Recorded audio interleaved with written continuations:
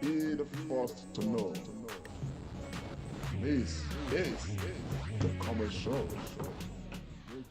Make Comrade Show way. Comrade Lante Oriake. Live on Facebook and YouTube. Like us, follow us, and be the first to know. This is the Comrade Show. Make Comrade Show way. Comrade Lante Oriake. Live on Facebook and YouTube. Like us, follow us, and be the first to know. This is the Comrade Show. Make Comrade Show way. Comrade Lante Oriake. Live on Facebook. Yes, hello to you, Edo people and Nigerians across the world. This is the Comrade Show, and my name is Comrade Lante Ikmosa Oriake. Of course, this is the segment we call the Comrade and Friends. Of course, you know, right in this segment, we discuss national issues. We discuss issues and matters that border on Nigeria and, of course, Edo State. Of course, we try to look at so many other things, okay, areas and things that we can do to uplift Edo State most especially, and, of course, Nigeria in general. Today, we have a special guest on the program, one whose story is a motivation for all of us, one whose story we believe every Nigerian should emulate, particularly those of the Edo descent. Don't forget, the Comrade Show is doing a lot to promote, growth and development in Edo State, and of course to inspire the ordinary Edo person. And this person, this guest we have, symbolizes all that the Comrade Show stands for. Because what he does himself, is a very well-known person. I'm going to be introducing him shortly. But of course, right in the house, we equally have, as always, the Musketeers. Of course, on this particular segment today, in addition to the regular Musketeers, we equally have our own sister, whom we elevated some time ago to become an associate musketeer. Though we are watching her, hopefully at some point she herself would become a musketeer, as it were. But before we, of course, make up our mind on that, and of course, let me quickly start introducing the guys in the house, the comrades and the friends. And of course, I'm going to start with Dr. Tony Osakmawa Agbons. But for the sake of this program, he is Comrade Dr. Tony Osakmawa Agbons. Dr. Agbons, please. Thank you very much, Comrade Lamte Oriake. And a big thank you all our viewers watching us from every part of the globe. Good morning, good afternoon, good evening. Happy Easter celebration to every one of you. Welcome to our Sunday program. It's good to be back here. Thank you so very much. I actually should have started with Happy Easter. I think the excitement I feel right here is overwhelming. But I want to say very big Happy Easter to everyone. Because my excitement is actually coming from the same Easter itself. Yes. So we zero on to the matter. Of course, I equally have another musketeer, a regular face on the platform. This is pharmacist Austin Iremira. But for the sake of this program, the Comrade and Friends, he is Comrade Pharmacist Austin Iremira. Austin, please. The people want to hear your voice. Hello, my people. Sorry, we are starting a bit late behind schedule, but this is our regular Sunday tonic. And happy Easter to all of you wherever you are. Good morning, good afternoon, and good evening, and welcome to our lovely Sunday tonic. God bless you now. Thank you so much, my brother. So, meanwhile, right in the house, like I said earlier, we have the associate musketeer. Of course, she's a household name. I'm talking of Dr. Loretta Oboroko, Associate Musketeer. Say hello to the people, madam. Hello, everyone. All the viewers engaging, a happy start to our Christian brethren, and to the others who are not Christians, we say a very blessed Sunday to all of you. Thank you. Stay tuned, and we'll be discussing topical issues affecting our nation. Comrade, leave the doctor out of it, please. Well, she doesn't. She doesn't like titles, but no, we cannot shy away from that. We'll try to leave it out of it.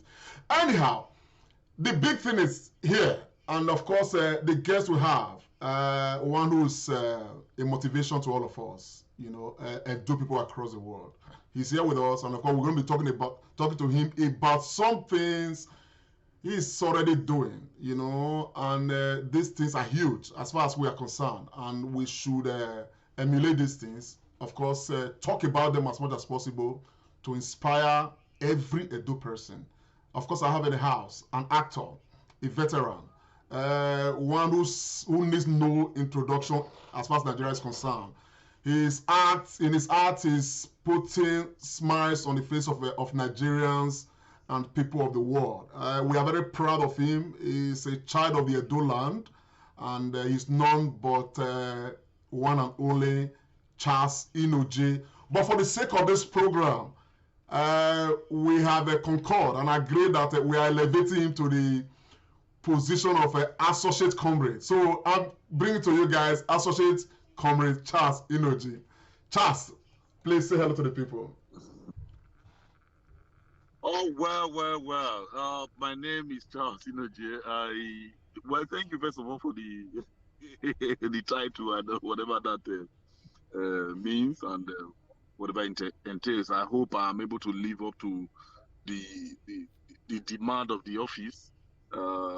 Yes, to start with. But having said that, I want to say thank you for having me. Thanks for reconnecting after so many years in the trenches. We thought we lost you, but it's good to know that you are still in the struggle. Yeah. And happy Easter to the rest of the world. It's a beautiful evening from Nigeria. Yeah. Thank you very much, Charles. I am here. I'm not lost at all, and I know that you've always been there, and it's beautiful that we back to the connection line. Anyhow, we're going to go down quickly to the matter that concerns us, as you know, right here today. Some time ago, Charles embarked on a humanitarian program, but this humanitarian program is one that is peculiar. As we speak, a lot of us know that the Edo North is seriously plagued, you know, with lack of water. You know, people don't have water in Edo North. Talking of the eastern land. As a matter of fact, there are huge calls on government, you know, for ages, you know, to attend to these matters, particularly that which has to do with water. But Charles, you know, by way of giving back to where he came from, he gave water to his people. And some of us, you know, personally, I thought that's a very huge thing. But we're not going to hear all from me. He's going to be talking about these things. But before we, you know, zero into him to, elaborate more on what this is and what it means to him and, of course, to the people, I'd like to play some excerpts so that we can begin to, you know, follow from the very base where this matter and the cocoa is coming from. Please take a listen. Because this was where the story started from. Well, unfortunately, this is the only wall that represents the little mud house that I lived with my grandmother many years ago. Yeah, this was where I was raised until I eventually left the village in 1985. So I thought it was important to reconnect with my roots. That is why I said I I must get back here. So, why did you decide to bring this water to the Okay, as a little boy, there's a little. If you look through the program of events, you see a little testimony that I left there. As a little boy growing up here, water was a major challenge. Yes, I cannot forget how by 4 a.m. our ears as little children growing up got accustomed to the first cockcrow at 4 a.m. So once it sounded, nobody needs to wake you up. You wake up automatically, pick up your jerry can and go call your other mates, and off we go. I don't know which route you came from. You must have crossed a bridge, the Uto River. That is where we go to fetch water. It's about 4 kilometers or so from here. That's where we go. Very important. That's quite a story. We are going to zero straight to the matter. Charles, how did you get here? That's quite a story. We are going to zero straight to the matter. Well,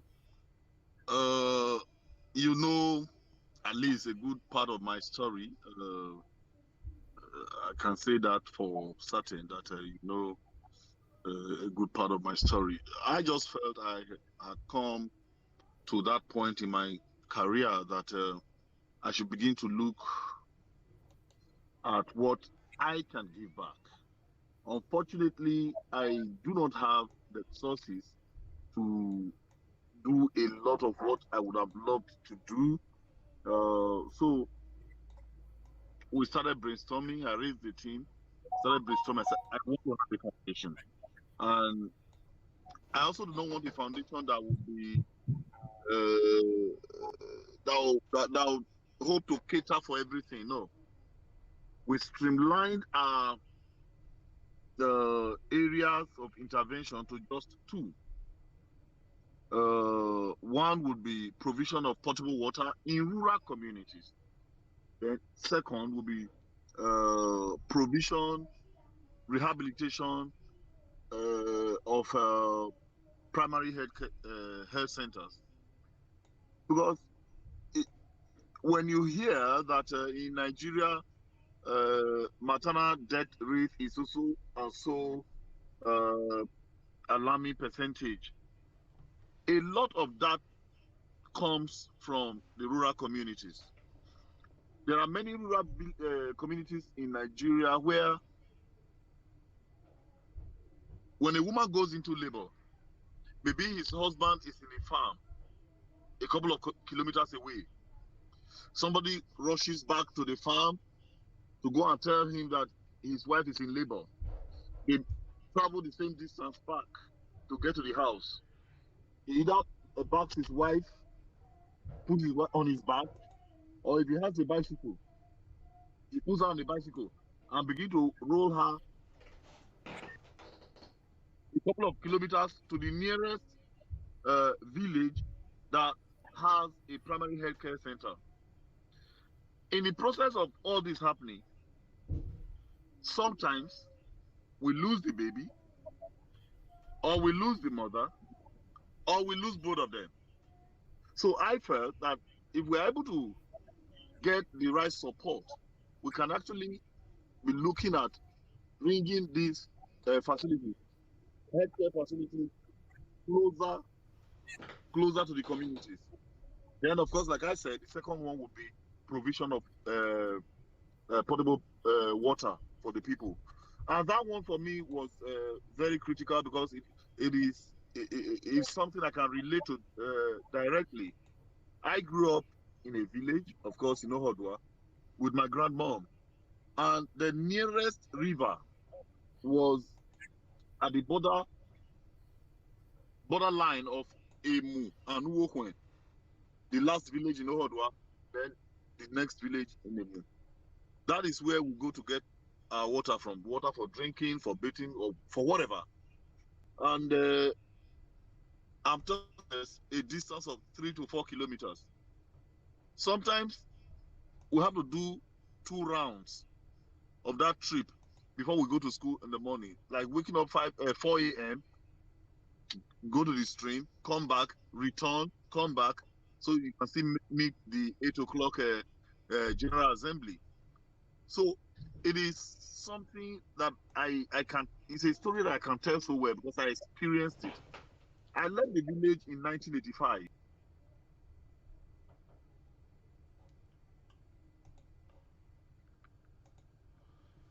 I think we have lost connection with Charles there.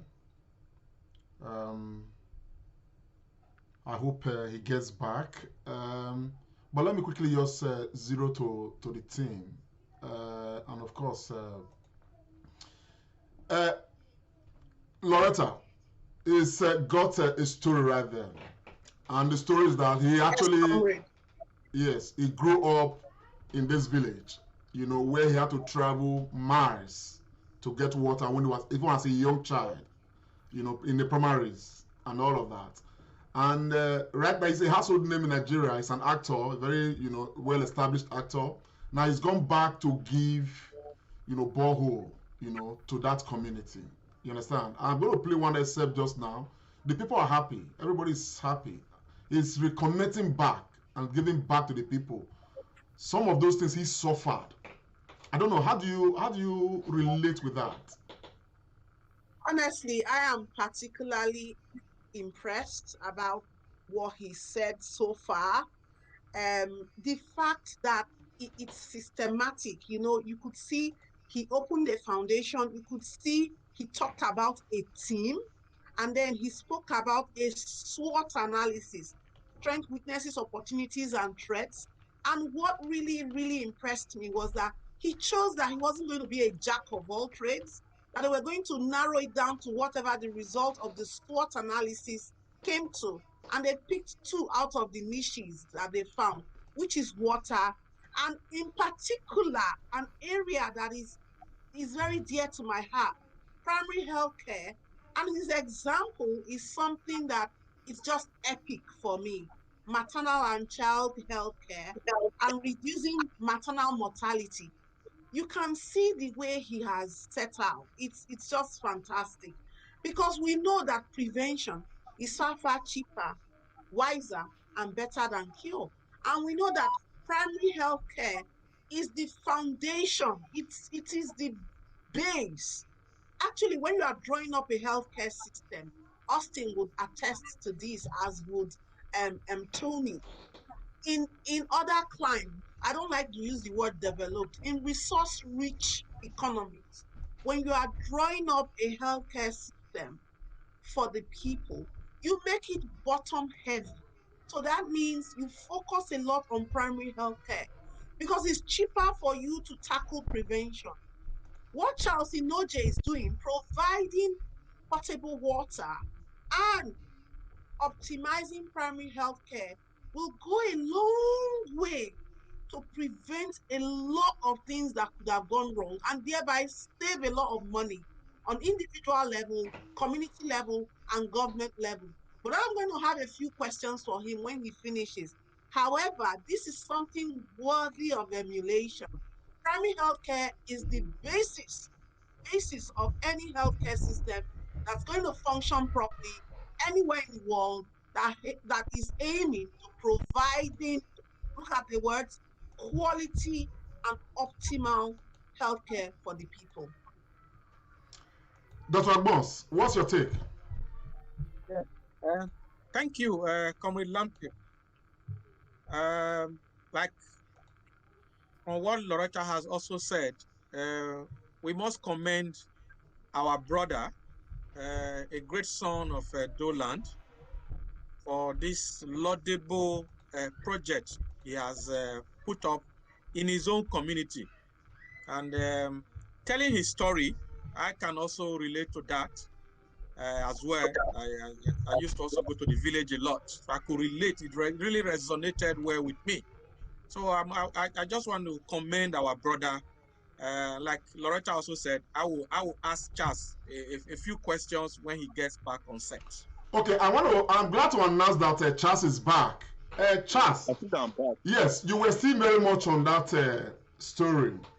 Yes, people are connecting with you, my brother, with the story. Okay. So I told myself, if there's anything I have to do, it is in these areas. But first, let's see how we can start with water. Why do I say so? I left the village after my primary school, then secondary education up to class 4. My father now asked that I join him in Lagos. That was in 1985. It shocked me a few years ago when I went back to the same village. By the way, this is not my village, but this is where I was born and this is where I grew up. My grandmother had come to remarry here. So now so the country bought me for Odua. I can't grow for there. So it's like a second home for me. And because of the fact that I believe this is where my story started, I thought my NGO work should start from here. But like I was saying, I traveled back to that same village just a few years ago, and sadly realized that the story is still the same as it was 36 years ago, and that pricked my heart. So I told myself that I was going to find a way to change the narrative, such that the children of this generation would not have to go through what my generation went through, getting water for our parents for domestic use. So that was how the whole thing started. I got registered an NGO with the Corporate Affairs Commission, and of course, it didn't end with registering an NGO.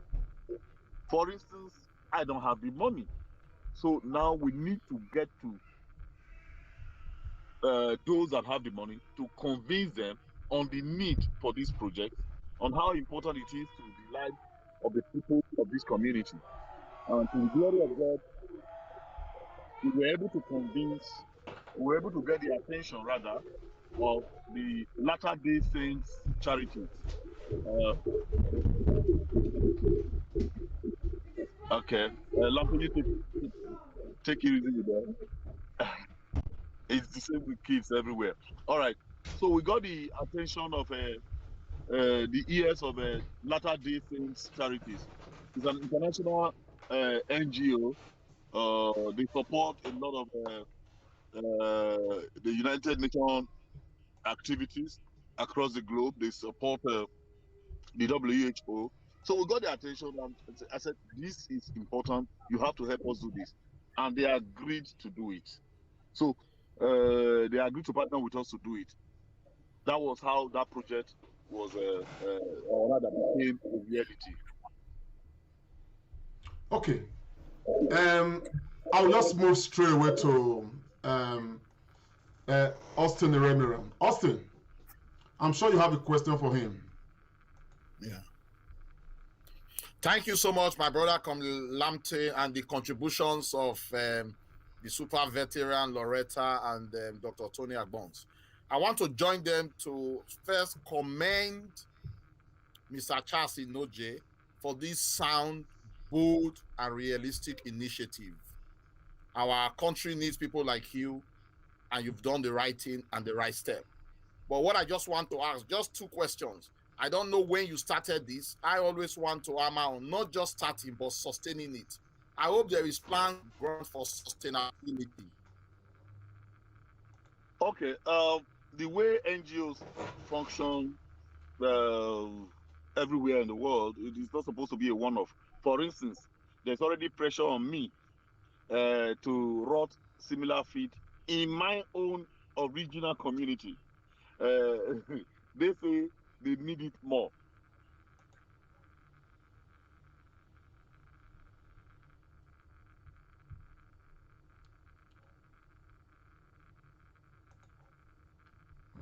We may be having a glitch there.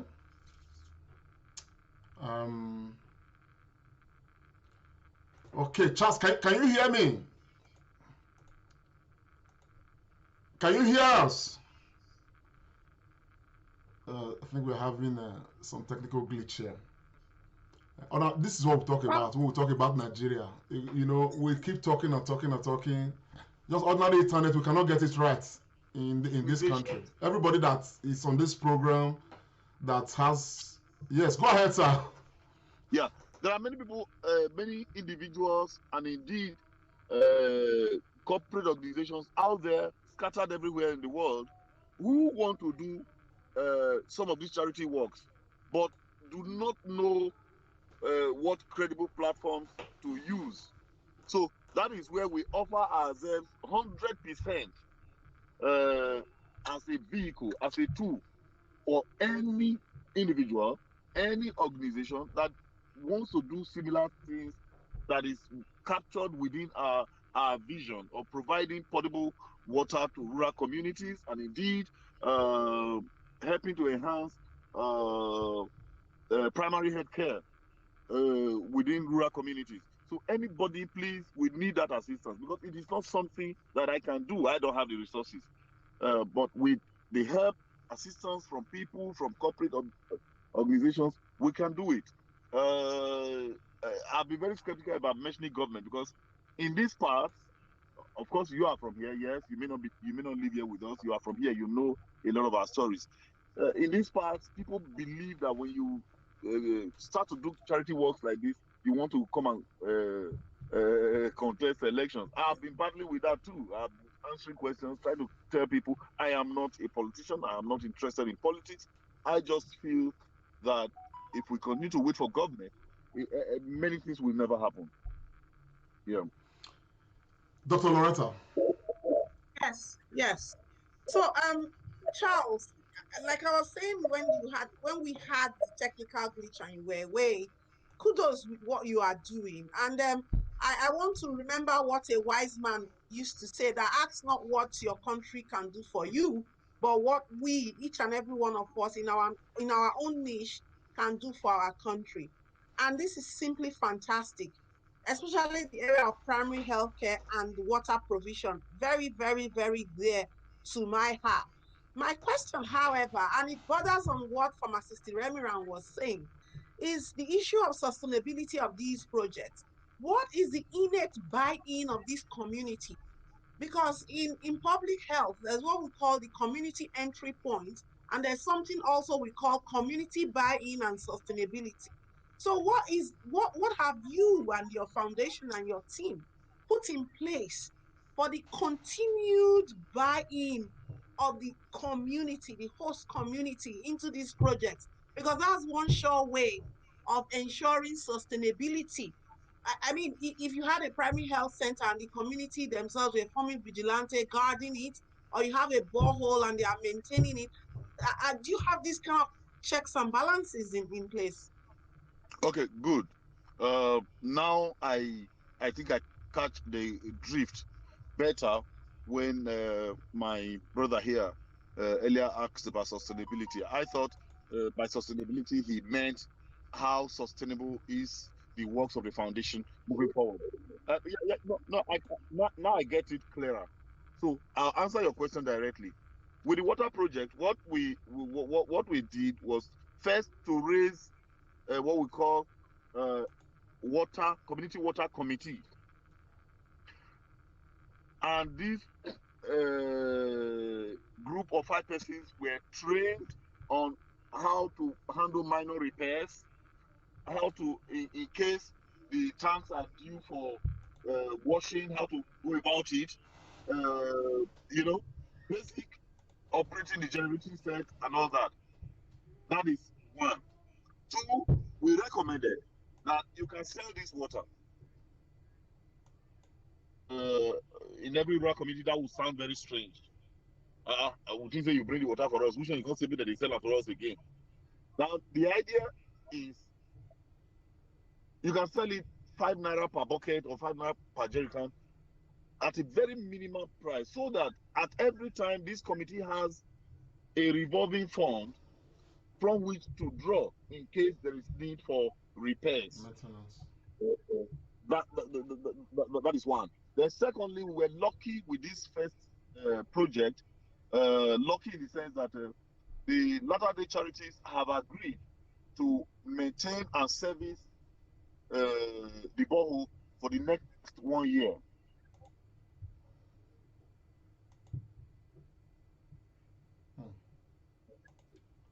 These measures are fantastic. I think that is That's And if I should quickly add before you move on, if I should quickly add, I actually got two projects from this international donor agency. The one was the water project, and the other was the renovation, training of staff, and stocking of the pharmacy of the with of the existing maternity home, and upgrading it to a fully fledged primary health center.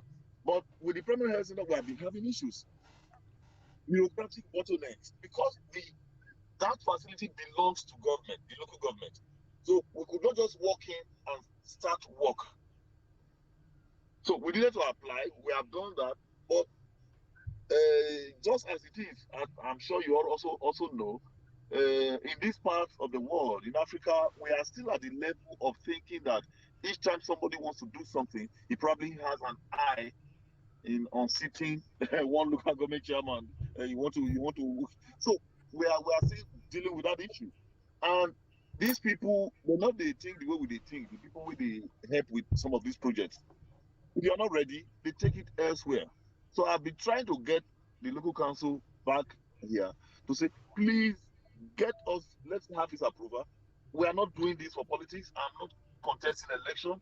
It is just for it's for the use of the people. So there are challenges, but I think moving forward, there are challenges that we can deal with. If at some point we get to that bus stop where they come to realize that this man has been doing this for a while. If you want contest election, says if you don't contest, they probably would be more liberal in dealing with us here. Dr. Agbons. Yeah, thank you, my brother, Comrade Lamte, and our guest, the very well-known actor, Charles Inojie. Over 25 years, I've seen you so close like this. Thank you so much. So my question that I want to ask you, my brother, is I know you are using your, because you are a brand. I must say that I'm from the marketing background. So you are a brand and you're using your platform for this, a well-known name in Nigeria. So my question is, your constituency is Nollywood. Yes. That's even crossed across to Gollywood and all the rest in Ghana and everywhere in Africa. So your constituency, are they backing you in this journey? Are they with you? And if yes, can you elaborate a bit? And if no, are you intending to get them on board? Because they say charity begins from home. And I know they will also be ready to support this project. Yes. Well, naturally, I expect that they should be with me. In an industry such as ours, uh, first you have friends. You have those who are your friends. Within the larger community, you have those who are your friends. So you first get the support of those.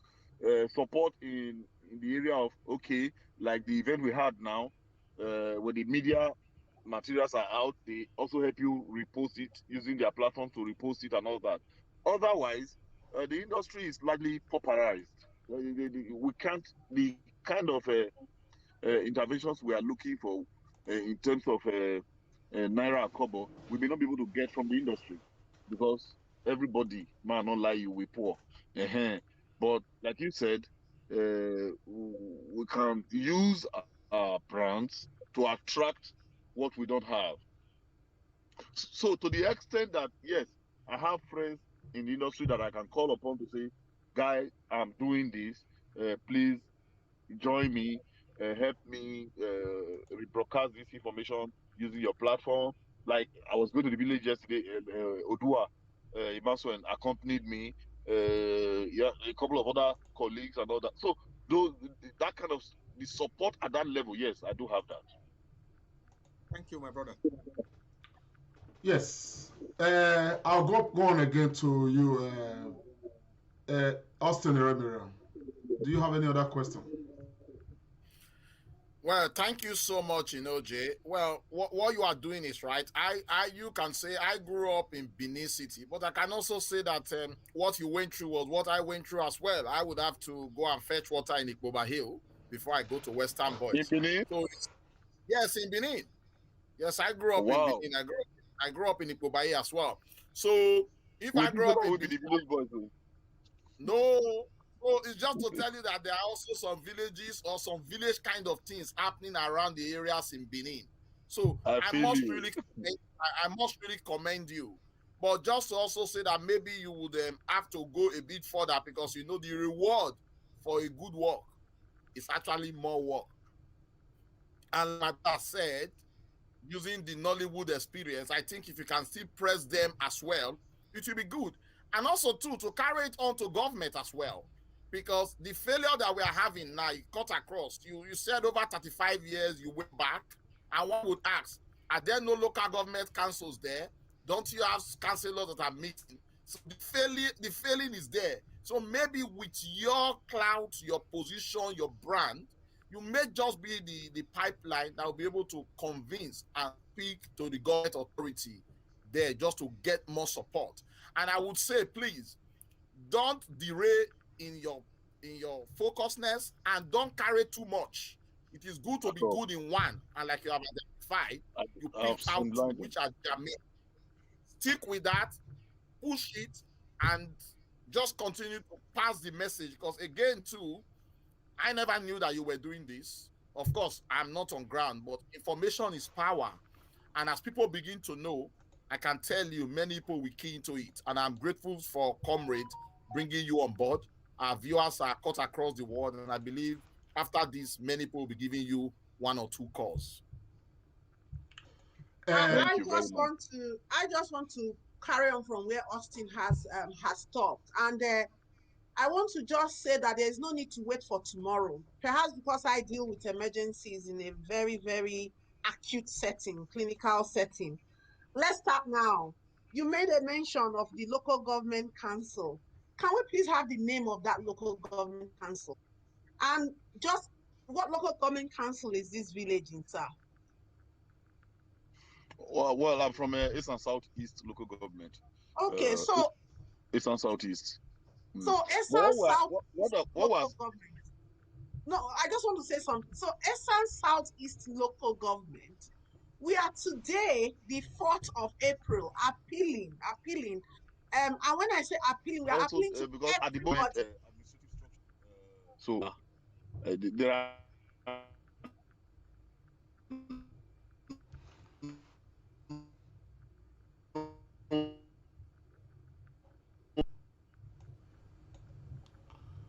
Of course, the network is not. Before he comes back.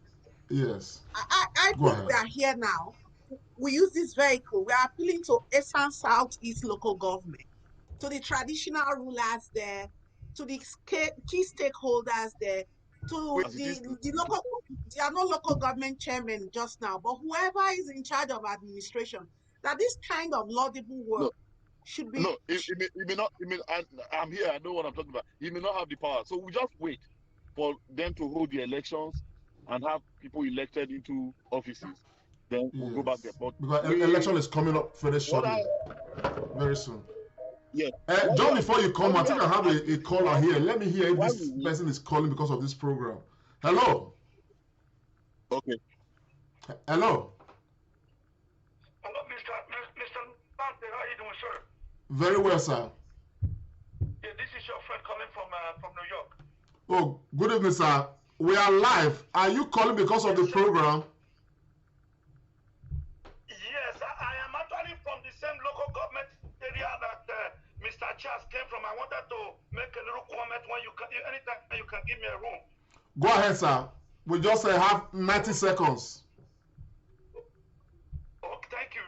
What I wanted to say, I really give a kudos to Mr. Charles for what he's doing. And another thing I wanted to say, because talking about the borehole in Eastern Southeast local government area, and all I wanted to say there is that way back during Ambrose Ali, way back, we have a big reservoir from Ewohimi that supplies Ohodua, Uboha, and a lot of places, including that city where Charles is talking about. Now, the problem we had there, that reservoir was built by the Jewish, or some of this Jewish company way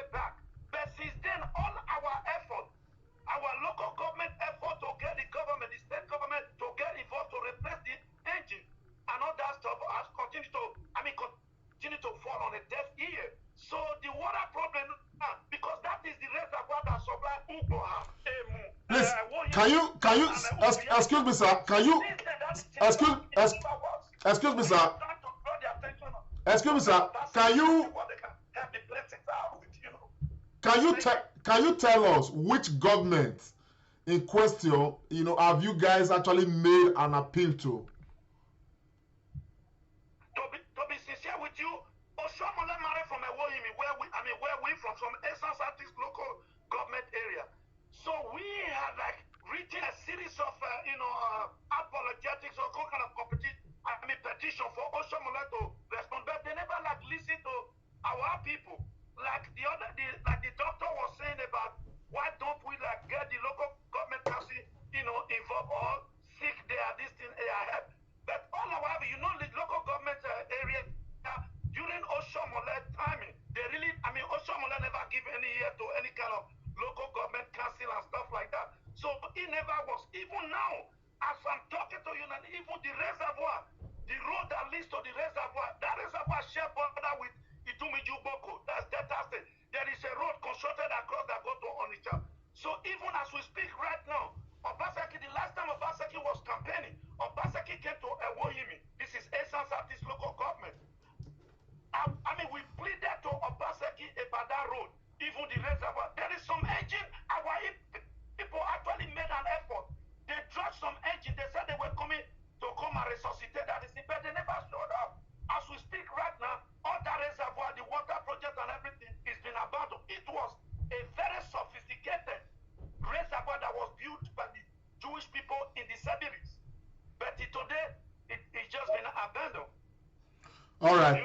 Thank you very much. The points are well noted. The team will take note of the point and see, what they will do from there. Thanks for calling.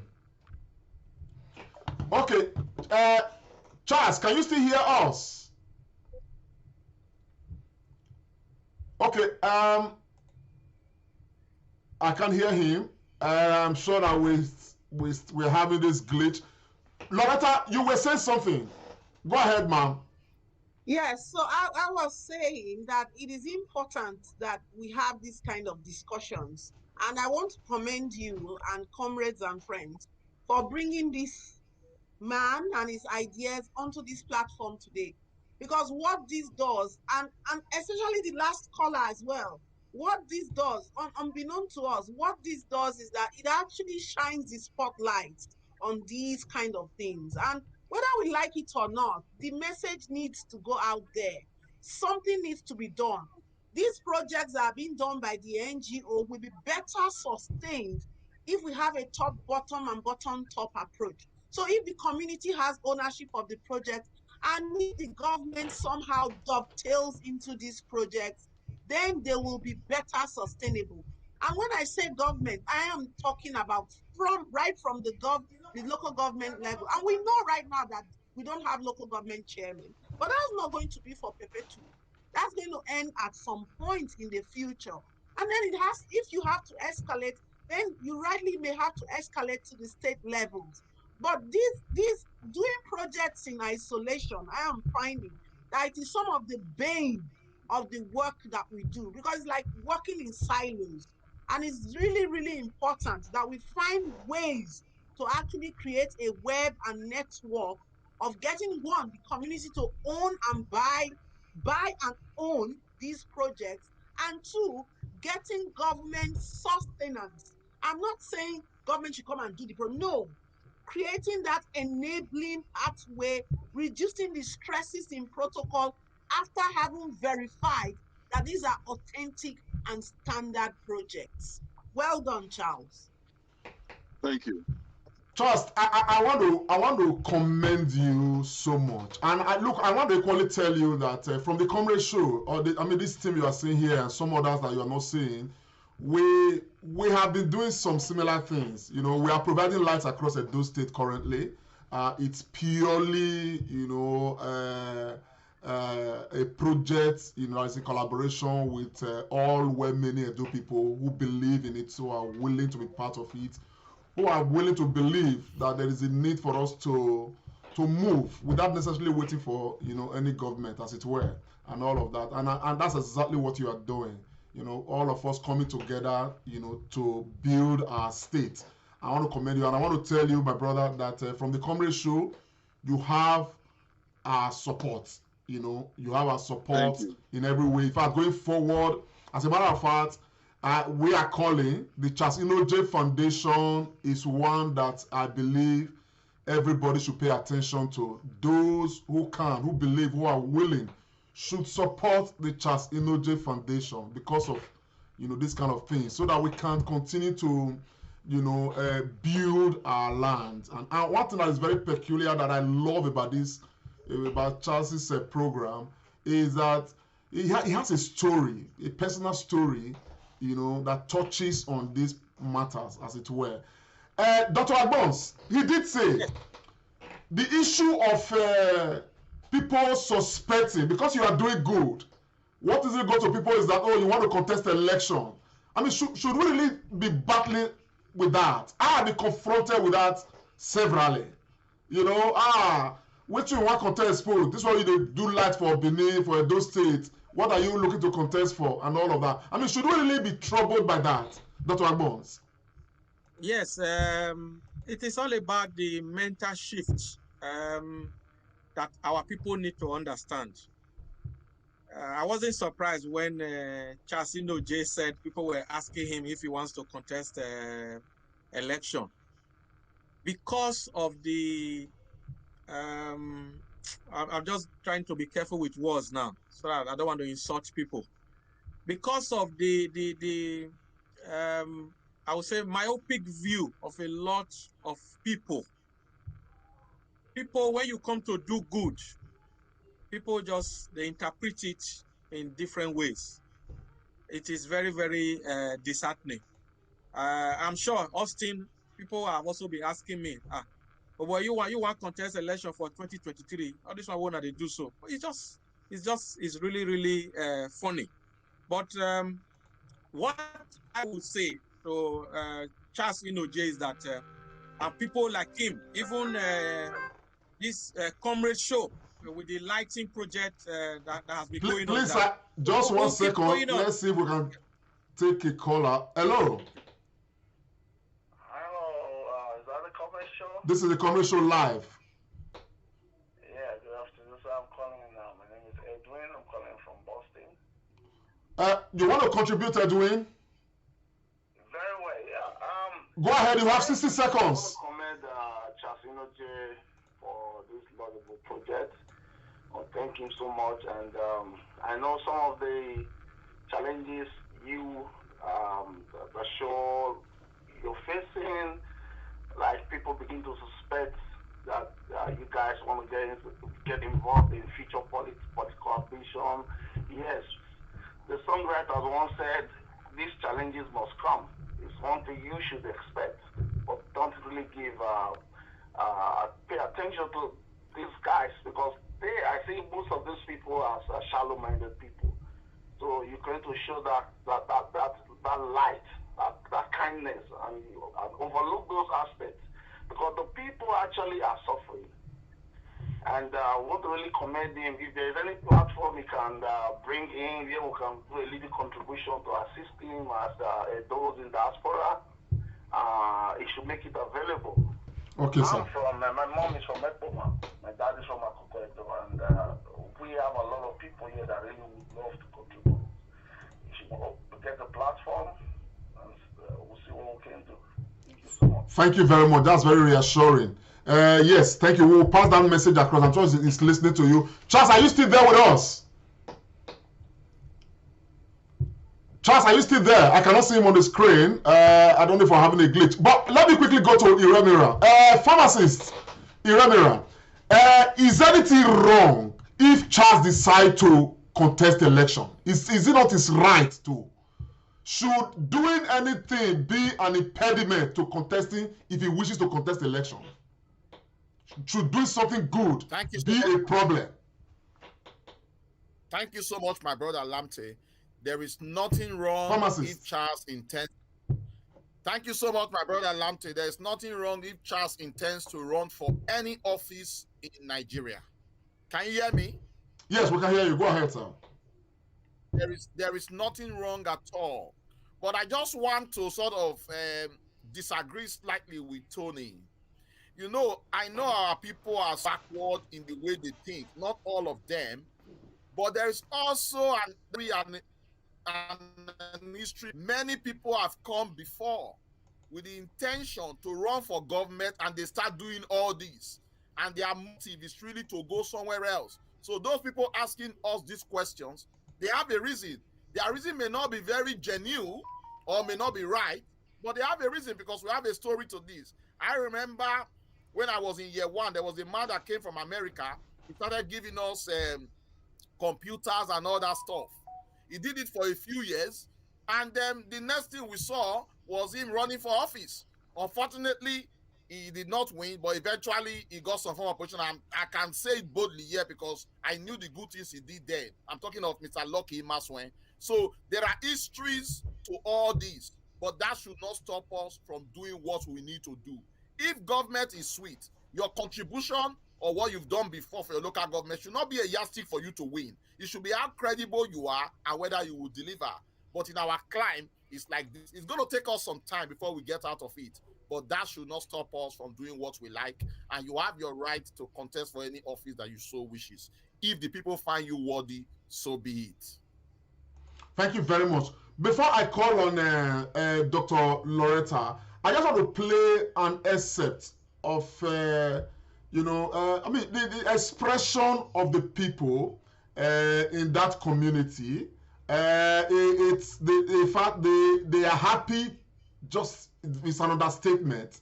What we saw in some of the clips sent to us by Charles Inojie, was very encouraging, because again, these are programs that are purely, people oriented. They are programs aimed to benefit the people, and that's for us is a very huge encouragement. And I have this excerpt from Charles to, I think I want to assume, I believe that this man who is speaking here is the Inojie of that particular community. But let's hear him. A prayer for your son Charles. May God guide him, protect him, God give him wisdom and knowledge. God will bless him. God will give him more power to do more. Again, how will you want to take care of this ball? I promise the full entire community that we maintain it to the last level. Nothing will happen to the ball. Charles told us that while he was growing up, there are not many workers in this community. Is it true? Yes. So there are other sons and daughters of our community. What would you want to tell them? To tell them that they should look the Charles Inojie the way he was born and brought up here. Only what I will say that let's still tell them that they should take the legs of Charles Inojie. If they have one, they should use it to come and see what's on now. What's on your rush now? What's on your rush now? What's his life now? See what's on now. Anyway, some excerpt from there. This program, this project was commissioned yesterday, and of course, we have lost Charles now. I'm sure, of course, it's we've having some issues with the network connection. Hopefully, when he joins us later, we're going to, of course, still want to talk to him a bit more. Please, if you're out there, you want to support the Charles Inojie Foundation, please, you can, for now, we need to get him to, of course, provide more information on all of that. But before we bring him on, you can equally come through the COMRADE show. And if you are coming through the COMRADE show, that you are making a donation to Charles Inojie Foundation, be sure that we are going to, link you up with him, as quickly as can be. Loretta, yes, looking at this kind of a project, by Charles Inojie, how much of this do you think we need for our state to start moving forward really fast, making a huge difference? So unknown to many, I don't know if Charles himself knows this figure, and it's just an example. The WHO at some point stated that 600 women die every day in Nigeria from child birth, pregnancy, and pregnancy releases. 600 women. Now, if you actually translate that 600 to other children, to husbands, to mothers, brothers, and sisters, you can see the number of people that are affected by the gross maternal mortality and morbidity. So if Charles Inojie and his foundation can as much as reduce or prevent the deaths of one person, especially one woman, then that is something that is worthy of emulation. What he is doing is needed everywhere across board. And it's important to state here that the state governor himself sees healthcare and primary healthcare as something that must be realized in Edo State. It is something very dear to his heart, and it's a legacy he would want to leave for Edo State people. I'm actually using this opportunity to state that people like Charles Inojie are kind of people that he would be keen to have conversations with and to find out how the work they are doing can be expedited. So to say that we need these in Edo State and by extension in Nigeria as a whole is actually an understatement. We needed it like yesterday. That's the truth. And there was something he said just now, which people may not have picked. He said that this primary healthcare center was already there. And kudos to you, Charles Inojie, and your team for not reinventing the wheel, for understanding that health governance and human value for human life is ad continuum, and continuing what you have despite those obstacles. So it's also important, comrades and friends, for us from this platform to also feedback by whatever means to governance that these kind of people, two things should happen. One, the standards. By that I mean, Charles, you and your NGO, have you fulfilled the required standards by the state to make these provisions? Have they given you a list? This is what you do: 1, 2, 3, 4, 5, 6, or up to 100, however as may. Once you have fulfilled those standards, then they have to meet their own side of the bargain. And this bargain is not to you as an individual, but to the oath they have taken to better the lives of Edo State citizens. So this is very important. And anybody listening to us who can make this kind of facilitation, and any of us here who can expedite this kind of actions, we need to do it. It's not that we should do it. We need to do it. Because for every life we save, I just gave you a figure, 600 is no joke. For every life we save in that country, we are actually saving ourselves. We don't. They're saying I will throw stone for market. You don't know who we go meet. My grandmother is from Esanland. I have relatives there. So well done and comrades. Yes, we need this. We need more of it. Multiplied by 10 million, we need it. We have a huge population. I just say it's about 5 million. So we really do need this. Charles, I just want to ask, you're going to provide some information later on before you go, of course, on how people can reach your NGO, the Charles Inojie Foundation, to support the things you are doing. But I want to ask Charles, how ready are you to keep this going? It might sound rhetorical, but I want to hear from you. Yeah, please, the question again, how ready? I said, how ready are you to keep this fire burning? Oh, well, if I wasn't ready, I wouldn't have started it at all. I think this has become, for me, like a calling. Yeah, a ministry, if you like. It is something I want to do. What may be the challenge initially is, getting the right support, getting the right funding. But I also believe that with time, we can deal with that. By the time people... We've lost him. We lost him again. Yes, we just lost him again. Anyhow, Dr. Bones. Yeah, I was going to wrap up my talk before that caller from the US came in. Yes. I love working with figures, and I've when you told me that Charles was coming, I did some research. I think I didn't have time to finish my speech, but Austin, thank you for coming in from the other side. And I appreciate Lamte for also saying that nothing actually stops Charles Inojie if tomorrow he has to, contest for election. Nothing stops him. But the point I want to still make is that for us as a people, let us always look out for the good. I know that there has been a lot of disconnects in our society. Nobody trusts anybody for anything. So that one is on one side. So, for instance, in the UK, the voluntary sector contributed about, I just want to convert this to Naira because a lot of us are Nigerians, about 12 trillion if you convert it to Naira, to the UK economy. This is a report from the UK Civil Society Almanac 2020.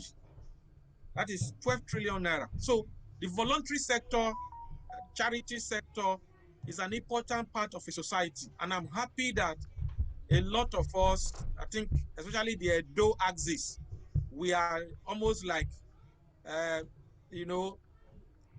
blazing the trail in this aspect.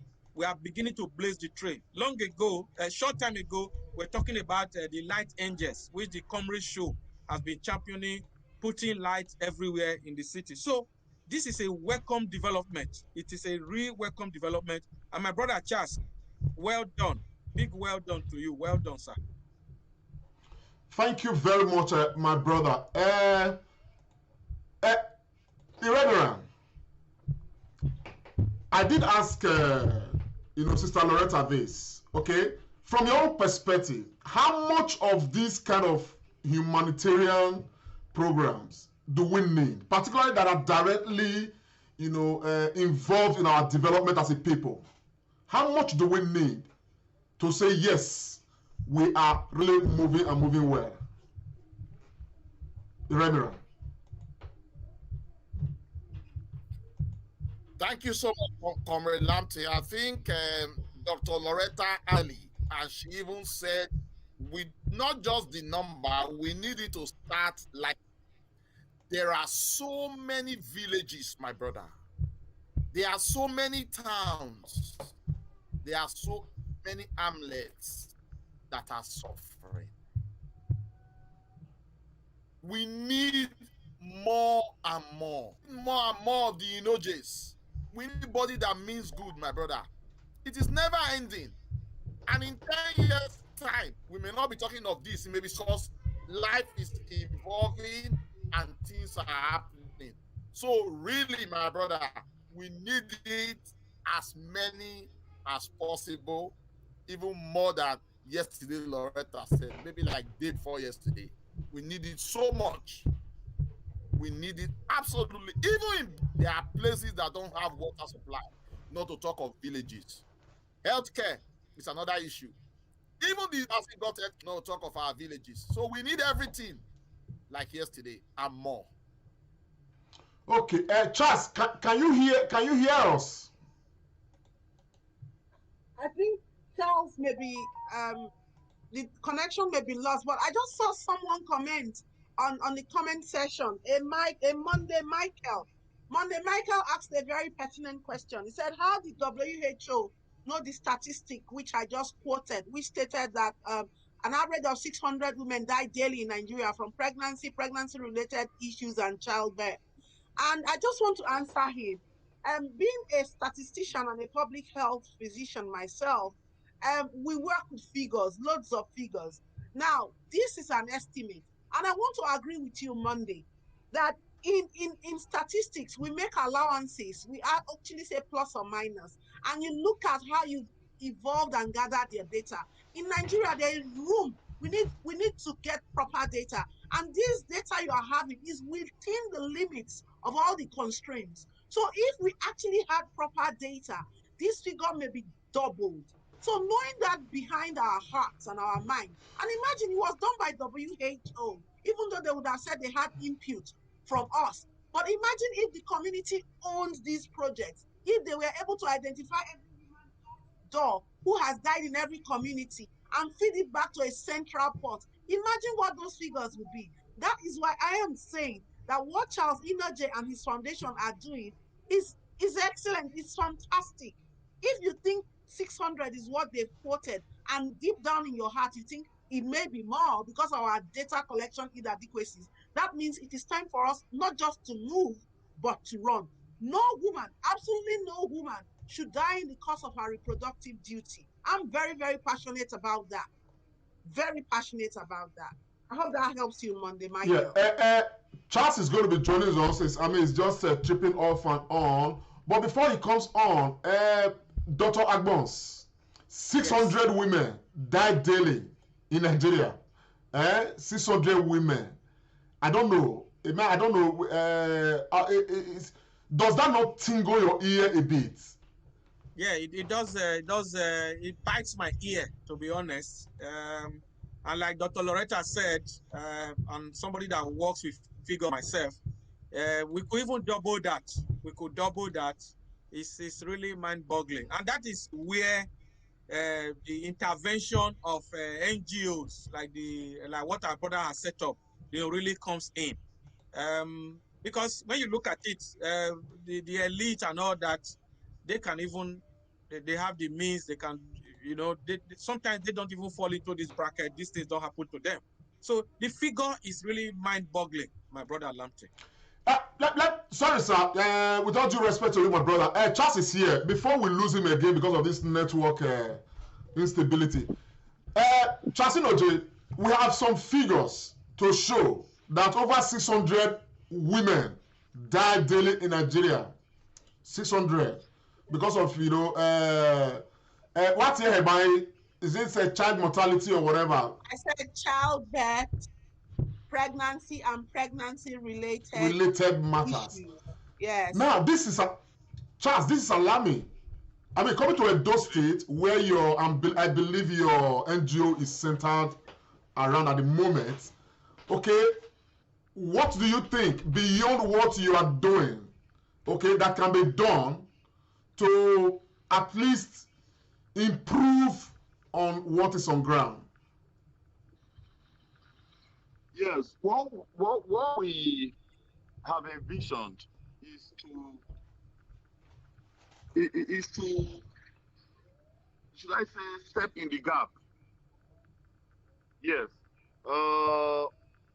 If you know how many kilometers some persons have to travel in some communities just to access primary health care, you'll be worried, and that figure would no longer boggle your mind, so to speak. Because, and between when someone gets into a crisis, like in labor, for instance, and when she eventually gets the help that she needs, a lot happens in that gap. Absolutely. That is the gap that we hope, we have envisioned that we could fill. And the way we have envisioned to do that is to bring quality primary health care closer to the people. Yes.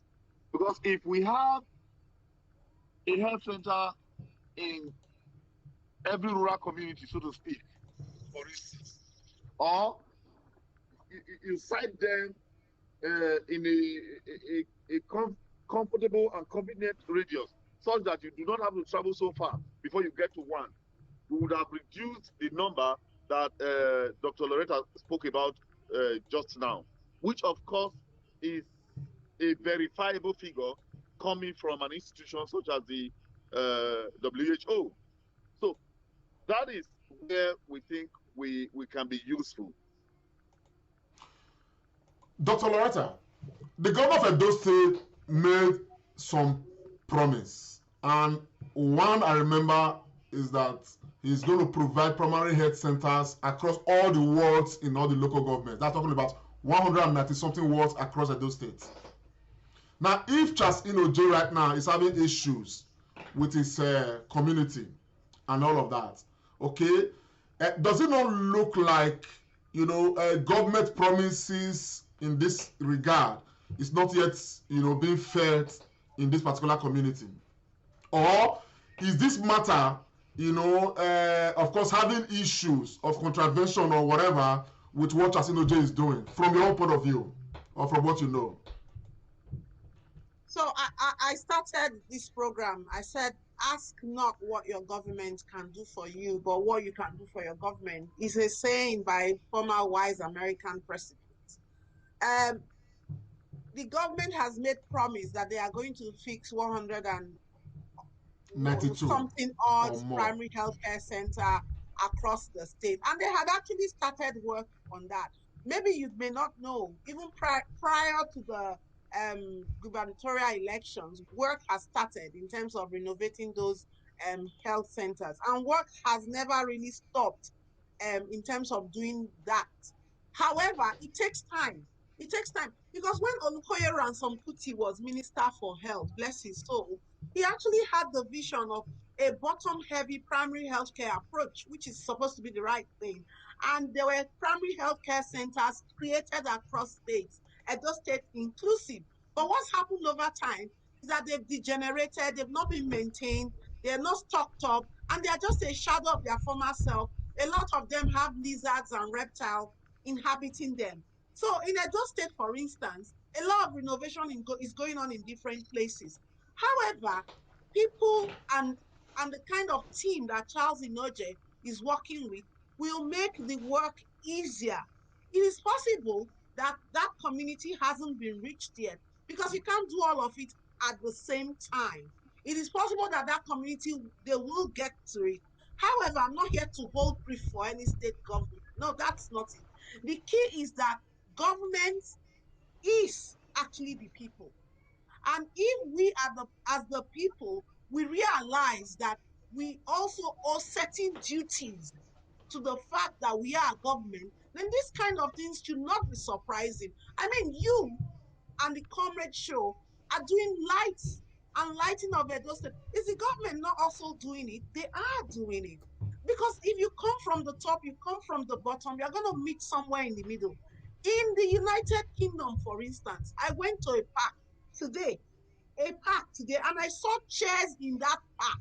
That park is owned and maintained by the council. But I saw chairs in that park that stated these chairs have been donated in memory of XYZ. So a family has thought it wise to put those things in that park. But now it is left to be maintained. So assuming Charles Inojie took up the development of this primary healthcare center, in terms of sustenance, which we've talked about, it still needs to be maintained. The government still needs to come in there. We can't say, oh, we are living, and that has been our bane. We've always looked like, oh, government is them, we are us. No. Followership drives governance and leadership. I always say that. And our shared humanity is the true religion. So awakening is coming on to us. I mean, you are all sat here now. Who is paying for your man hours? Is it the government? No. So it doesn't mean that the government is in isolation. We are the government. And Edo State government never stopped the renovation of primary healthcare centers since even before the election when they mentioned it, and they've carried on since after the election. But kudos to men like Charles Inojie, worthy of emulation. Kudos to their team. They will somehow at some point, I have no doubt, meet with the vision of the government. And it just be when opportunity meets preparation. Just takes up. Nice one. Well, we've lost Charles again, but we're going to move on. We haven't got much time. Charles, please. We have lost the connection. We have lost the connection. Yes, please. We didn't lose Charles. We lost the connection with Charles. I'm sure that the people understand. Connection, not Charles. Yeah, we lost the connection. Yes. If he comes back again, I'm sure we'll just take a last. But before he does, if he does, but I want to quickly go to Agbos. Agbos, I know that there's another matter, but before you come with that matter that we're going to be discussing, I want to say, to the people of Edo State, most especially on Nigerians. The reason why we decided to bring Charles on this program this evening is because we love what he's doing. It's very much in tandem with what we are doing. And of course, we desire that many more Edo people key into different areas of development. There are so many things that we can do. Okay, so many. You know, when we have the belief and that we can do it, we can actually do it. And of course, there are so many things that we can actually do that will not really take much. It's just for us to envision these things and of course begin to drive towards that direction. I always say, and I maintain that, I believe in it strongly, that the growth of Edo State must be on our collective account. It must not be, you know, on just what government is going to do or what government is going to be able to do. We have been waiting all our lives for government. You understand what I'm saying? And yet we've not really moved far. And I'm sure that if we had the habit of doing what Charles is doing currently, and of course emulating some things that some few Edo people are doing, including what the COMRADE show is doing, providing lights across Edo State, of course in collaboration with many Edo people who believe in the program, we are very sure that, you know, some 10, 5, 15, 20 years down the line, Edo will be a better place for all Edo people. And this actually, you know, one of the reasons why we brought Charles on, to let us know that individuals can drive development as far as Edo State is concerned. You may be that individual listening right now, or you're going to be listening to this program later. Please pick up that courage and start something. And of course, for whatever you are doing, you can call on the COMRADE show. Believe me, we'll be willing to showcase whatever you are doing. And of course, I want to use this medium to say a very big thank you to the sons and daughters of Uhi community. Okay, they have renovated their schools. They are building some of their roads right now. And I think it's a beautiful thing. They did not wait for government. The people came together as an association and they are doing that. Ugbo Gyobo, sons and daughters are equally doing similar things, and so many other communities here and there. But we need a lot more of this. And that's what I was asking earlier. How much of this do we need?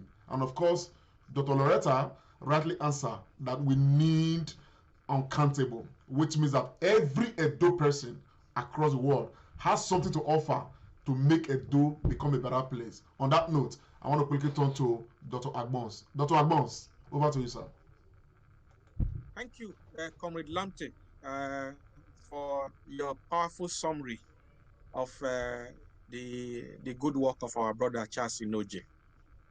In the last few days, the global media has been awash of the foreign medical trip of the President of the Federal Republic of Nigeria, talking about President Muhammadu Buhari, who flew in to London, UK, this last week for what the presidency termed a routine medical checkup.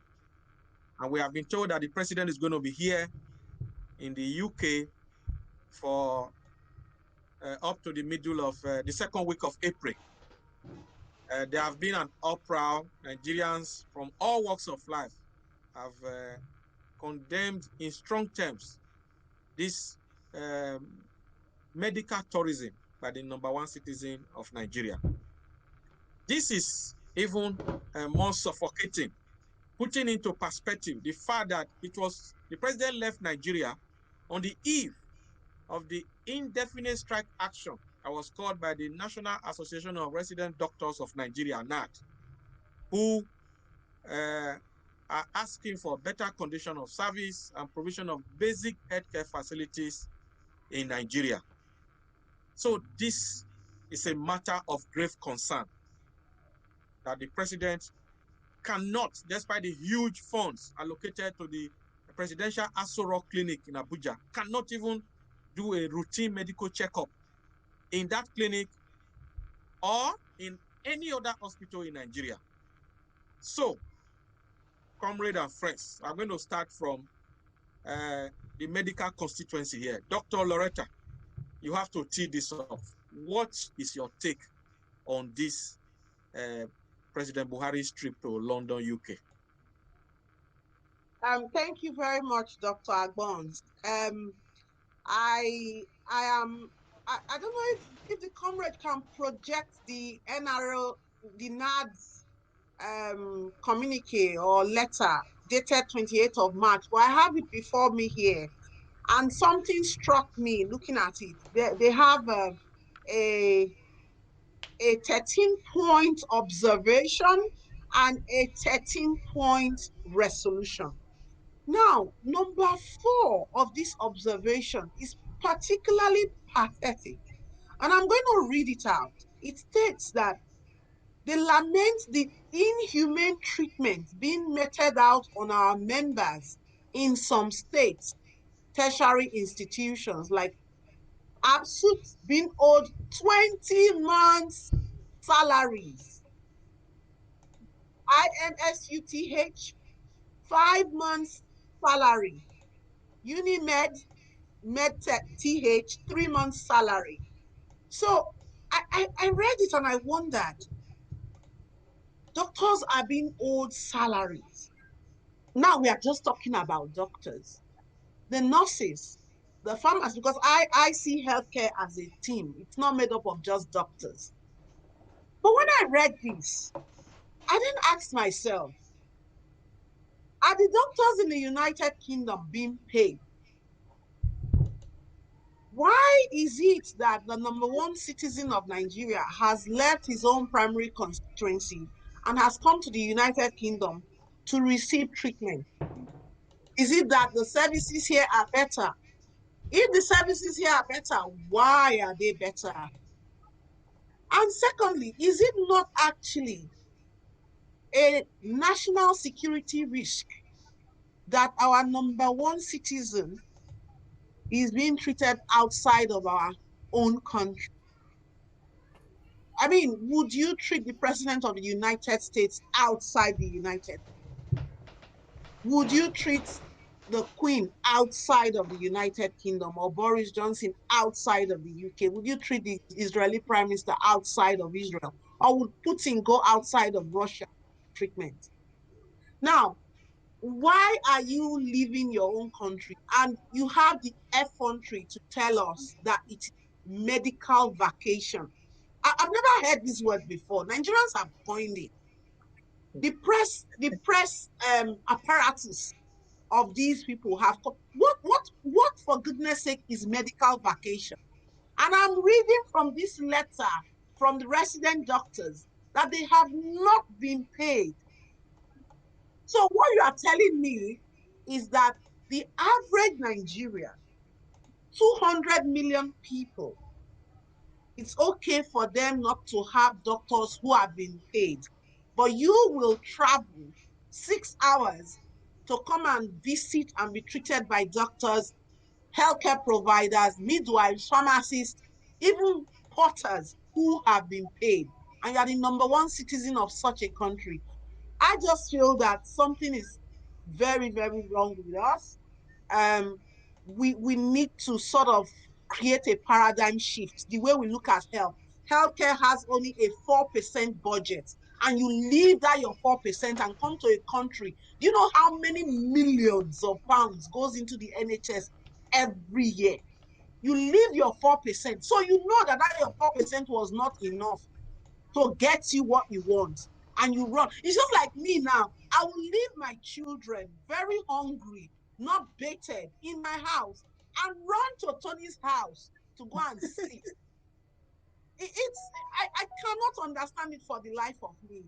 And I said something. I said, this is not just a failure of today's government, but it's been a sustained action of government over the years. And you can see how this has also affected the health-seeking behavior of us as Nigerians.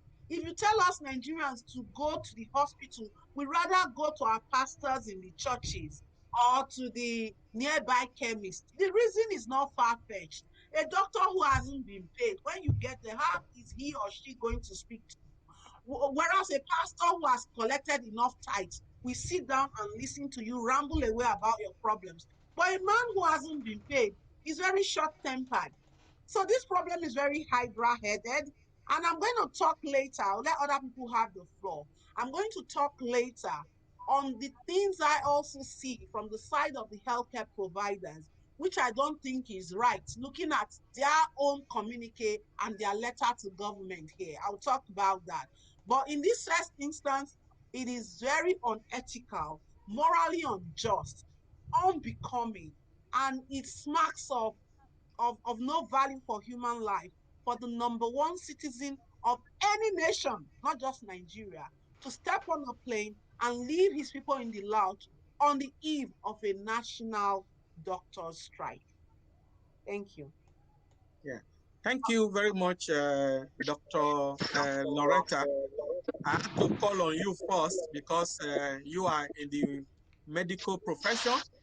So I want to move away from that constituency now.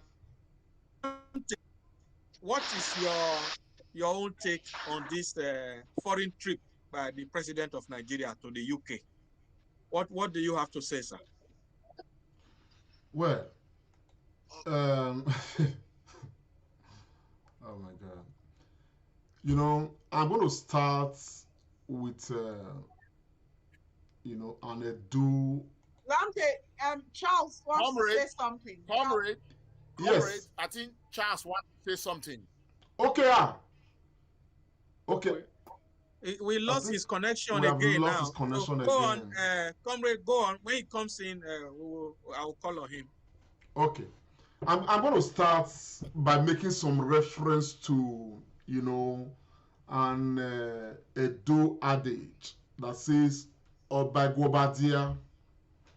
You know, I remember when we were reading about the history of, you know, Ovurame, and of course, you know, the British expedition and all of those things that happened at that time. You know, one of the resistant points of the Oba of Benin at the time was that Obagwobadia, a king does not live with a king. A king does not live under a king. It is only within the sub-context of Nigeria that we have found. We are not getting very accustomed to getting used to a king living under the roof of a king. Sometimes not even welcomed.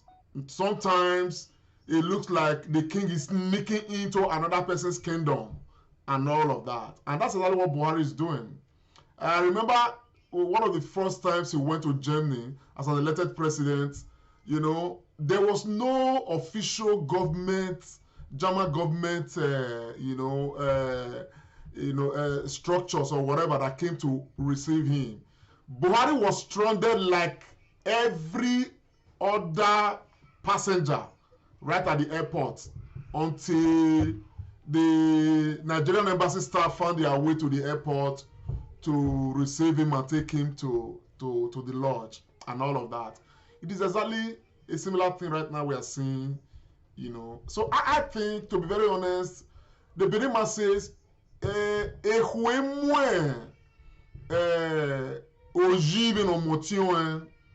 know, the relative of a thief is more ashamed of what the thief does than the thief himself. You understand what I'm saying now? The meaning of that is that Buhari is embarrassing us as a people. It's a huge national embarrassment. And I'm surprised that we are still calm. Everybody's calm. It's like business as usual. I made a broadcast and I made a call that it's important that every Nigerian from everywhere across the world, we should evaporate.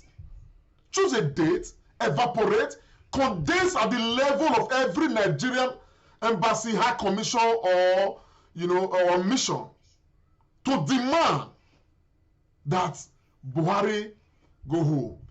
I equally said that every Nigerian in Europe, in America, wherever we are, we should evaporate and condense at the level of every British, you know, consulate, embassies or whatever, and demand that the Boris Johnson government asks Buhari to go to his country. This is one of the demands of the, what's it called, the striking resident doctors. It's a major demand of every Nigerian. It's a major demand of the NSAS protests. that this medical tourism that is costing Nigeria billions of naira on a yearly basis should stop. Because if Buhari is finding comfort in coming to England or going to Germany or the US on medical tourism, why would he be interested to fix our own facilities? Why will he be interested? Now, I was just waiting to the end of this program so that we pay, proper, what's it called, tribute to Yinka, the gallant soldier, that Nigeria lost, a couple of days back. Now, under whatever circumstance you want to look at, Yinka is reportedly died, at the hospital and all of that. Some people have said that the doctors did their best. Because of the kind of person Yinka is, okay, people did a lot beyond their means. But the truth of the matter is that there are so many people that have died in Nigeria since Buhari left. They died because the facilities we have in our health sector. They died because there is no attention given to our health sectors. Some of them died because doctors are on strike. There are people who are supposed to be having an appointment with doctors just now. Things have happened, they have died. The news will not carry it because we don't know. A lot of people don't know because these people are part of those that I call, the peasants, where we belong to. You understand what I'm saying? The very downtrodden. We hear of Yinka now because Yinka is a big name and all of that. There's so many Nigerians who are dying because of all of these quagmire, because of all of this non-attention given to what is necessary in Nigeria. So, apart from the ineptitude that we see, apart from the deliberate, that's how I would say, failures of the Buhari government, apart from the nepotistic, failures or whatever that attend the Buhari's administration and all of that, I want to say that Buhari don't care. That is why he can afford to leave us. The rest of the other Nigerians can die. It doesn't matter. And that is why, I was listening to the Minister of Health, and the man was making certain comparisons between the Nigerian health workers and the American health workers. And I was just like, are we this shameless? He is talking on television, but I was ashamed watching. So, the situation with Buhari being in London right now, okay, on this checkup as they call it, they made it look like what is the big deal. Boris Johnson had COVID-19. Till tomorrow, Boris Johnson is still going for checkup. But I've never heard that Boris Johnson had traveled out of England to go and get his checkup anywhere. When President Trump had COVID and he was sick, he was treated right in America. He didn't travel anywhere.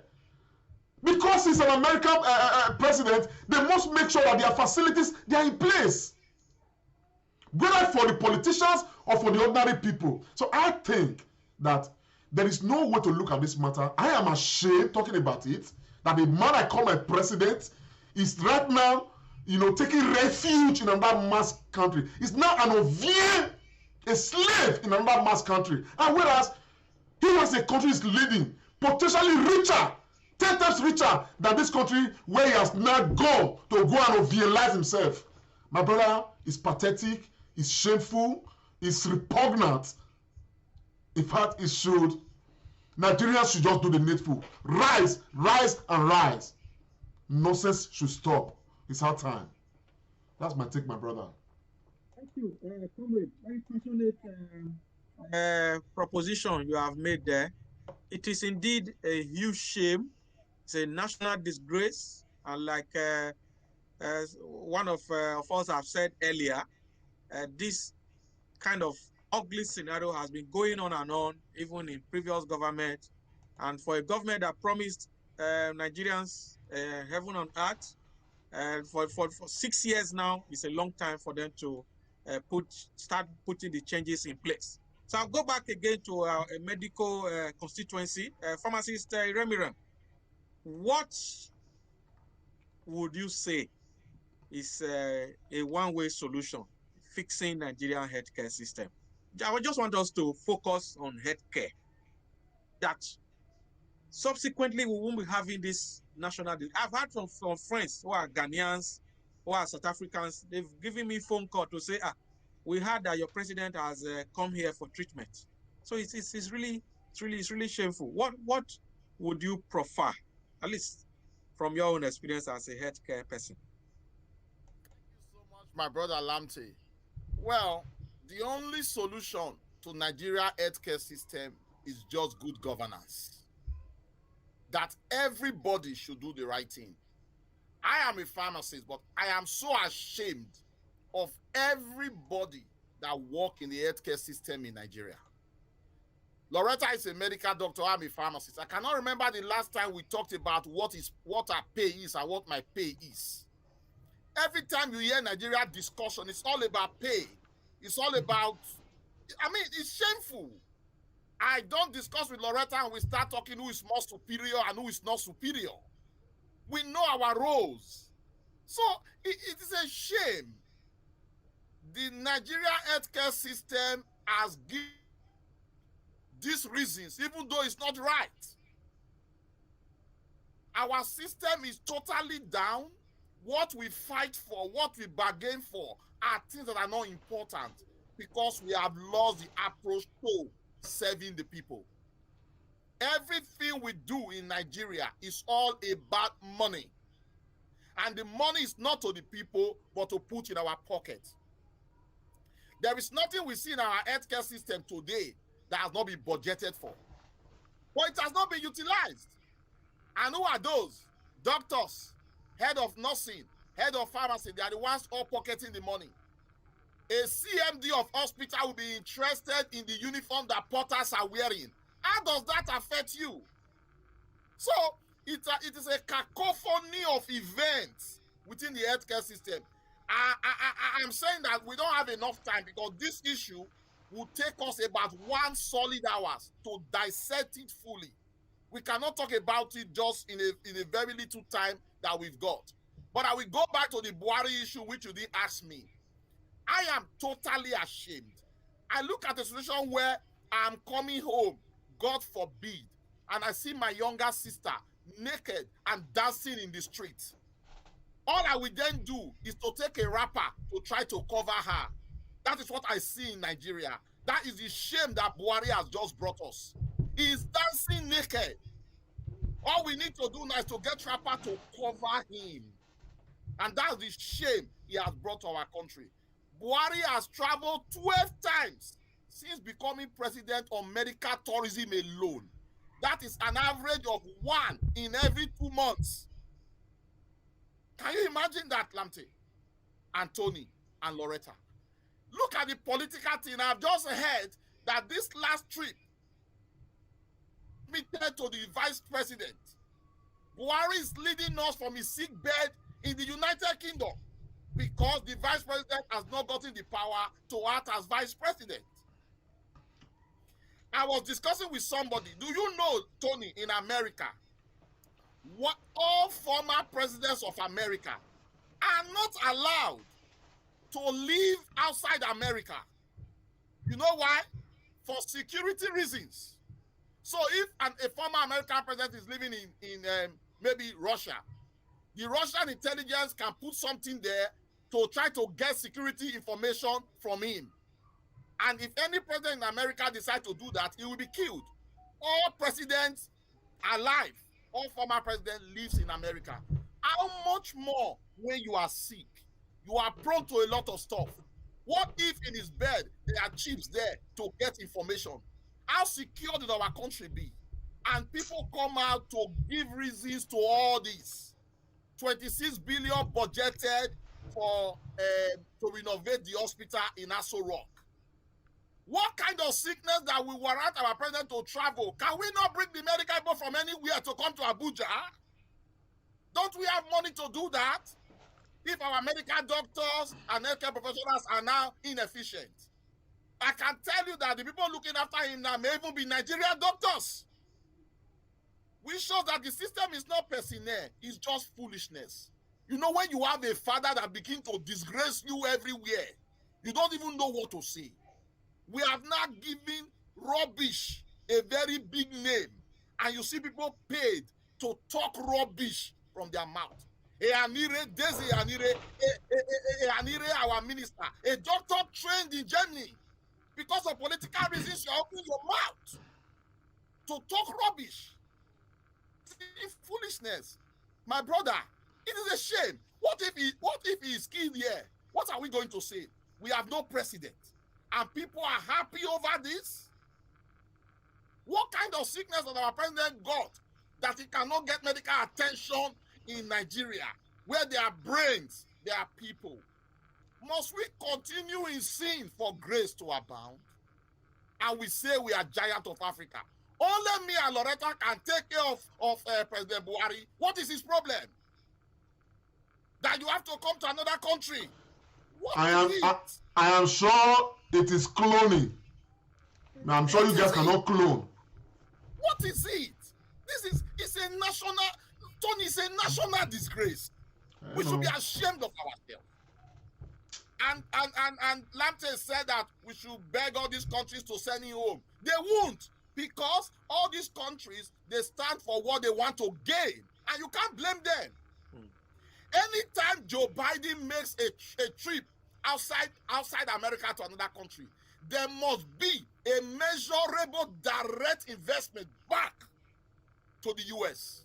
They don't make trips like this. They are making trips that they are selling guns, or they are making projects, they are signing projects that will bring money. And we are sending our money away to these people. It is a shame, my brother. And my constituency, the healthcare system is laughable.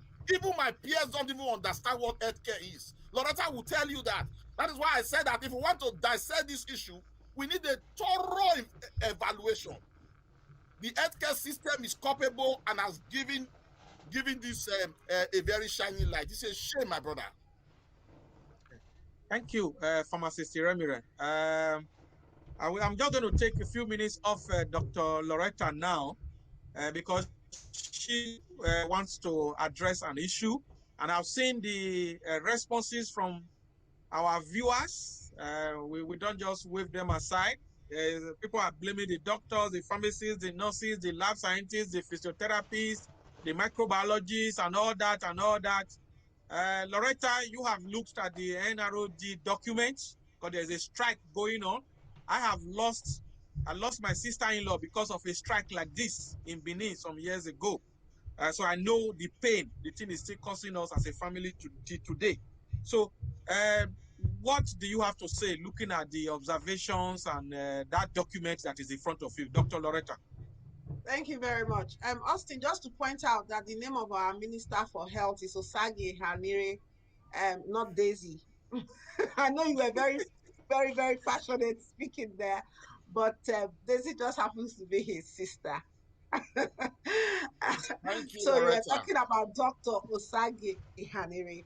Now, very quickly, I mean, the issue of our healthcare in Nigeria, people would want to put the blame at the feet of the healthcare providers, which is understandable because those are the people they see. In Benin language, now when I ask a thing, the one who you can beat is the one you beat. But they forget that the budget for health is only 4%. You know, everybody in Nigeria forgets that 4%. So you have 100%. 96% is doing something else that we don't understand. Servicing some sort of recurrent expenditure, servicing people's siren blown cars, and you have 4% to help. So let's keep that on their side. I'm not trying to exonerate my kind. I'm not trying to exonerate the healthcare provider. When one of the NADs, top persons in NAD sent me this their letter, which is dated 28th of March, when I opened it up, because I mean, in fairness, I've been exposed to healthcare systems.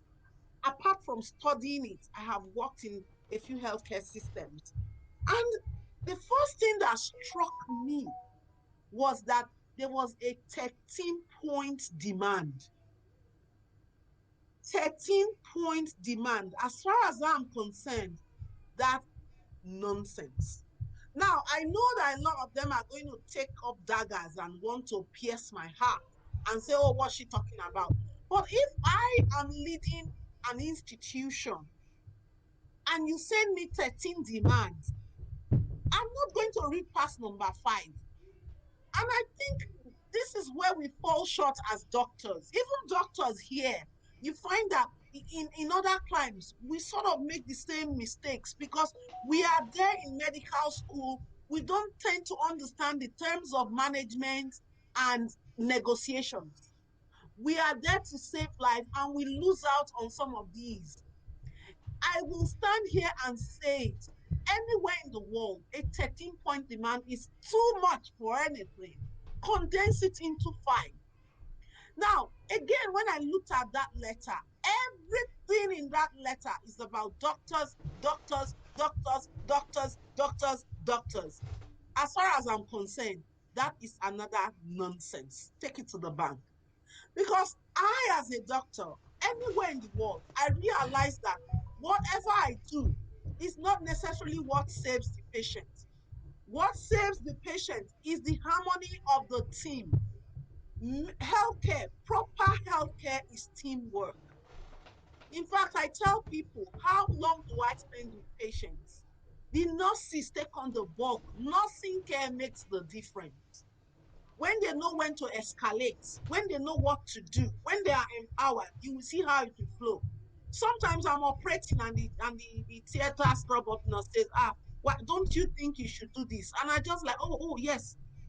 You know, I write drugs and then the pharmacists say, oh, this is not compatible with this patient in pregnancy. I'm like, oh, please educate me. So it's not a one person or a one-sided thing. Now, the other thing that also struck me looking at this 13-point observation is that apart from the fact that there was no mention of the other healthcare providers properly, there is no mention of the end service user, the patient. And this is where I'm going to advise my colleagues in Nigeria today that they should step back and think a moment. They should think about how they word and how they phrase their demands. Henceforth, it is my suggestion. They don't need to take it. Now, assuming that in this 13-point demand, the first thing we did was condense it to 6 or 5. And out of that 6 or 5, the first 3, look at it, the first 3 is stating that we are tired of working because there is no potable water in the hospital to wash hands or for patients to drink when they are in the hospital. We are tired of working because the facilities for the patients are not optimal. We are tired of working because make it about the patients, make it about the Nigerians, make it about the Nigerian patients. And then the last 2 becomes, we are tired of working because we have not been paid, and that is abysmal. And we are tired of working because the conditions under which we are supposed to learn in residency is not optimal. You know, you will see how the Nigerian population will begin to support the healthcare providers. Because right now, it looks like it's all about you. And that is how it is year in, year out. And that's why, Tony, you are seeing those comments there. We must learn this disadvantage we have. We don't have managerial or administrative skills. It's really a handicap. And I will use this medium to just suggest that nurses, doctors, pharmacists, that we have some sort of management modules in our courses when we are in school. Because it just makes us reason like a bit like cuckoos.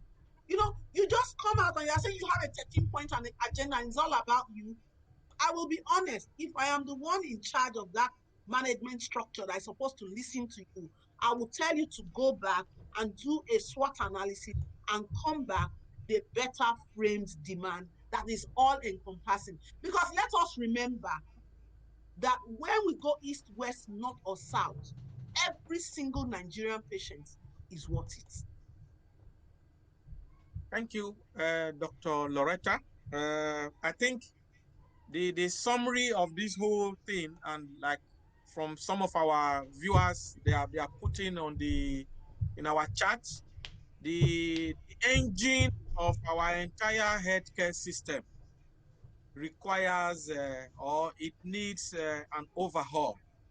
That is just the summary. So I will hand over now to Comrade Lamte Oriahi. Thank you very much, Dr. Agbons. Of course, we have done some justice to this matter. I think the Bible says, seek ye first the kingdom of God, and every other thing shall be added unto you. On this issue of this health care wahala in Nigeria, I think that, the Benima says,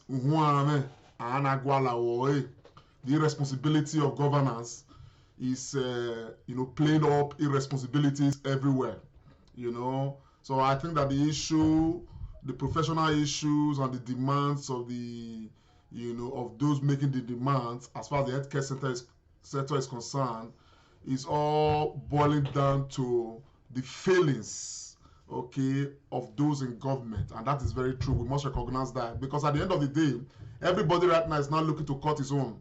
Because you look at the National Assembly, where people, some of them say, we only God know the kind of qualification when they get. But because they are just members of the House of National Assembly, Senate or House of Reps, they are taking 40 million home on a monthly basis. Meanwhile, a professor in the university can hardly get 300,000. So you look at it. So when they are making demands, they are looking at you, who is not even as qualified as they are. And yet, you are giving a meager 40%, as a budget of the Ministry of Health. It doesn't make any sense. So 4%. That's what I say. 4%. That's what I'm saying now. 4%. That's where the problem starts. There is no value attached to healthcare.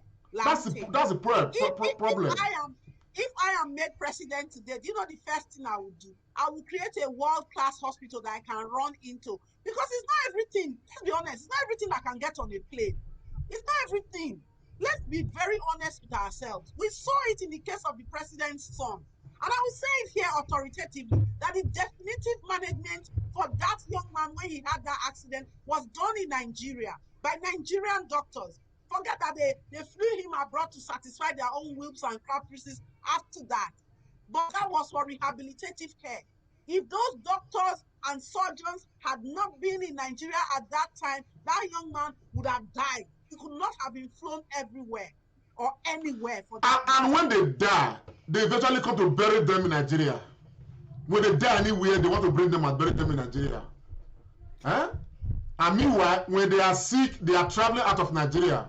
You don't die and they bury you outside where you travel to, or you buy burial ground somewhere and all of that and die over there. And but you want to be buried in Nigeria, but you want to travel outside of Nigeria to go and receive treatment. Even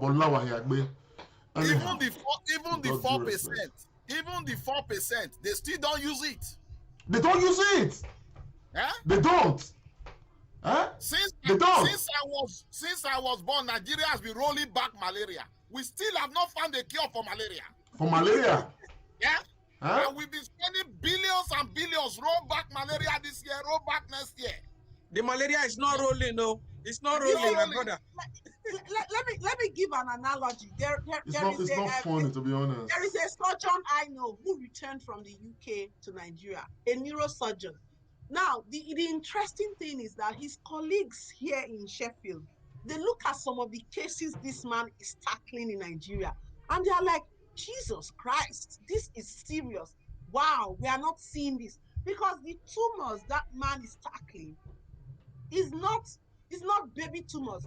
Here, the healthcare seeking behavior and the system is so good that before it gets to that stage, you've picked it up. But they are looking at these pictures and saying, can we just come to Nigeria and join you to do some of this work? They're excited. We are not exploring our avenue because people think that healthcare will not yield money. So they are not interested, but they are making a mistake because healthcare is a huge money spinner. Imagine if we optimize our healthcare. All these people are keen to come. They're not keen to come and to send their own students, because currently certain things are not here anymore, and you can only learn them in countries like Nigeria. But just for us to optimize our standards so we can make proper money, invest in the system, invest in our healthcare. This is your profession. You understand? One that may not exactly be your profession that we are all close to. Our trado medical, what's it called, industry. this is an area that we need to explore seriously. Even this COVID, some of them may just have the cure. I like buy one bottle of and all of that. And it can be huge money spinner for Nigeria. Do we explore that? Before long, we don't carry AstraZeneca. We have not even looked at our own peculiarity to now decide how to use AstraZeneca vaccine. We are using because UK is using, because America is using, because everybody is using. We are locking down because others are locking down, not because we need to lock down. So, my brother, if you look at it, man, there's a systemic failure. And the nation must realize this. The people must understand that we are failing at every strata, from the president to the least person. But some people need to take the bull by the horns and, of course, say enough is enough. Or better still, for those advocating for Omagiaru, they let that equally be the option available on the table. Anyhow. Disconnect, Lamte. There's a huge disconnect. Pharmacist Austin is here. My father-in-law was a professor of pharmaceutics. Research, production, healthcare, they are not separate. So all of these things are linked in single client. But in Nigeria, you find that there's no research going on in the universities. Everybody's answering professor. What are we professing? Okay, how are we dovetailing or feeding back into? Austin, you are smiling. How many of your classmates are actually in the drug manufacturing industry in Nigeria? You know, if you tell me that you found a herb that can cure COVID, have you subjected it to rigorous step-by-step laid down rules of investigating and beginning to use such substances? No. So we know the right thing to do. Four of my classmates at the moment are professors. I don't know what they are professing. All their book is even in Ugbawa publication. Ugbawa publication. They are not doing nothing with it. Everybody, look, there's nothing wrong. Everybody is looking for one academic title or the other. We chase it. We chase it seriously. Maybe this is where we can help. Maybe this is where we can tell them, let's collaborate with them. Although I think they find it very touchy when you say that. They look at you suspiciously, that there's something you want to gain. But sometimes if we can help, we should try. We should always keep, I mean, this is for anybody listening, keep stretching out that hand and saying, how can we help? Because in fairness, percent of the budget to health and development or research is just a joke. It is a complete joke. For 200 million people, how many doctors do we have in Nigeria to start with? Half of them are outside the country. Even those that return, as in brain gain, you don't even encourage them.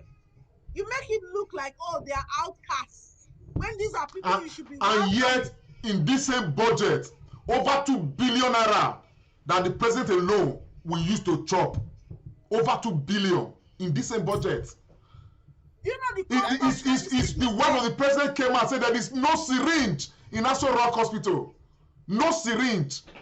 The wife confessed her with the mouth. The cost of buying aviation fuel, fueling the jets, getting the president here, they are not treating you for free. They are making money off you. And then you are parking that jet in their hangar. You are paying for it. Can that not just build a world-class healthcare system in Nigeria somewhere? Yeah. Anyhow, I mean, this issue really pains my heart, comrades and friends. I am really devastated. And this is part of the reason when I'm in the hospital where I work here, they want to look down on me for no just cause, for no cause of mine, but because of the irresponsibility and the recklessness of Nigerian leaders through the ages. I don't think anybody anywhere else can compete with Nigerian brains. They can't. But each time we find that either by error of omission or commission, we are saddled with the worst of us, being the public face of our country. And it's going to happen again in 2023. And that is why it pains me that men like Yinka Odumakin, some of the very few who have always understood the meaning of value for human life, is gone. Anyway, Edo people and Nigerians across the world, we want to express our gratitude to you all for being part of this program. For our viewers on Facebook and on YouTube, we are particularly very grateful to you. You guys make us come here regularly. Of course, for those who share, our programs, honestly, we are honored. I will say thank you to you all for what you do. and what you are doing to support the Comrade show. Of course, the show must go on. We're going to be back again next Sunday. We have run out of time, no doubt about it. Of course, many of us are aware that one of the soldiers who has been, of course, contributing to making us aware of what is happening in Nigeria, making his input as much as possible. Yinka Odumakin, we lost him, a couple of days ago. It is one news that hits, the comrades community. Talk of the real comrades of the Nigerian community, as it were. And of course, we want to say we condole with the family, we condole with the wife. Of course, I don't have Yinka's picture right here, but I'm sure in my next broadcast, I'm going to be paying special tribute to Yinka. It's important because this guy was a soldier in the field. He was one who was very close to the issues, and he was not shy to talk about them the way they are, and he was fearless confronting the issues as they are, making Nigerians know that the state of Nigeria is in trouble, except we Nigerians challenge the status quo, and of course, always chasing change as far as Nigeria is concerned. But sadly, he died because of complications arising from health issues and all of that. The same health matter we are talking about right now, and some of us are very sure that if the health infrastructure of the Nigerian state had been in proper condition, well catered for by government provisions and all of that, probably, who knows, over the course of the past many years that this man had been battling with one ailment or the other, maybe he may have been alive to today and beyond. But like Dr. Loretta wrote in one of the, in a piece she wrote recently, that the Nigerian state is consuming her own, and that's exactly what the state of Nigeria is at the moment. And we are sad, we are hoping and believing that at some point somebody is going to come up, a group of people are going to come up, rise up, begin to do that which is right to get Nigeria, back on our feet. You understand? Focused. So Nigeria, we care for Nigerians, as it were. On that note, my people, I want to bring on, my musketeers and the associate musketeer to, of course, say the last word for this program. Hopefully, we'll come again next week, Sunday, on Comrade and Friends. I'll start with Dr. Loretta. Loretta, please. Thank you very much, Lamte. Today's discussion started from the good works of followership, for followership and how followership drives governance. And we've run right through to the irresponsibility of our leaders and the recklessness with which they coin words like medical vacation for Nigerians to feast on while they do what they like. And we've also paid tribute to one I say has been a true man, a rare breed, and one of the soldiers of his time, Yinka Odumakin. I will also end it with the way we started, which is that charity work, helping the government. And in that light, I really want to recognize someone who has made a recent donation to the Comrade Show's endeavor to light up Edo State. I'm thanking him because he's one of the most recent contributors, and that is the person of High Chief Musa Amedu and his family, who have thought it worthy that they should make a donation of 12 street lamps to the designated area where they want it placed in Edo State. Now, that is really exemplary. In the Comrade Show, we've had people give us 27 light, 18 light, 9, and we've publicized it as it goes. But I'm talking about this one because it's one of the latest ones we've got on board. And I think 12, a dozen is fantastic. I want to thank his family, his constituency, and especially what he does for humanity. Because even here in Manchester, he has a food kitchen for the Black and ethnic minority people. It's really amazing. He's translated some of the leaflets in NHS into Pidgin English. I was really, really fascinated hearing that. And I think these are things that are worthy of emulation. along with Charles Inojie's work. So let's not keep asking, what is Edo State going to do for us? Let us ask ourselves, wherever we are in the world, what can we do in our own small area? I'm not saying go and carry the whole Edo State. In your own tiny area, what can we do for Edo State? Thank you very much. Thank you so much, my sister, Dr. Loretta. Yes, over to you, Agbons. Yeah, thank you, comrade. I want to thank all our viewers today, those who have followed us. You've made contributions on our chat, shared this program on YouTube and Facebook. You are the reason why we sit here every Sunday. Come here. Thank you, my brother Charles Inojie. Thank you for the good work you are doing. Again, compliment of the season to every one of you. Do have a superb new week. God bless you all. Thank you. Yes, Austin Iremira, please. Thank you so much, Comrade Lamte, Dr. Tony Agbons, and our ever committed sister, Dr. Loretta Ogboro-Oko. And to our viewers, thank you so much for listening. A few weeks ago, I was in a Zoom meeting with Yinka Odumaki. I never knew that was going to be the last time we'll be hearing from him. I want to say, may his gentle soul rest in peace, and I commiserate with the wife and family. And for our viewers, thank you so much for joining us. It's been the Comrade Show. May God bless you. Happy Easter. Yes, thank you so very much. Yes, Edo people across the world, Nigerians, huge greetings to you. Thanks for your support. Thanks for everything. Please keep sharing the Comrade Show. Let's keep getting the people to know, exactly some of those things that are happening that we are talking about right here. On that note, I want to say we'll see you guys again when we see you. But before I say final goodbye, I want to say may God bless you who's watching right now. May God bless Edo State.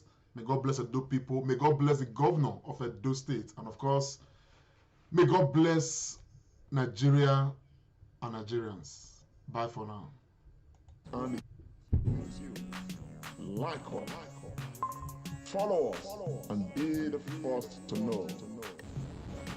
This is the Comrade Show. Make Comrade Show wave. Comrade Lamte Oriake, live on Facebook and YouTube.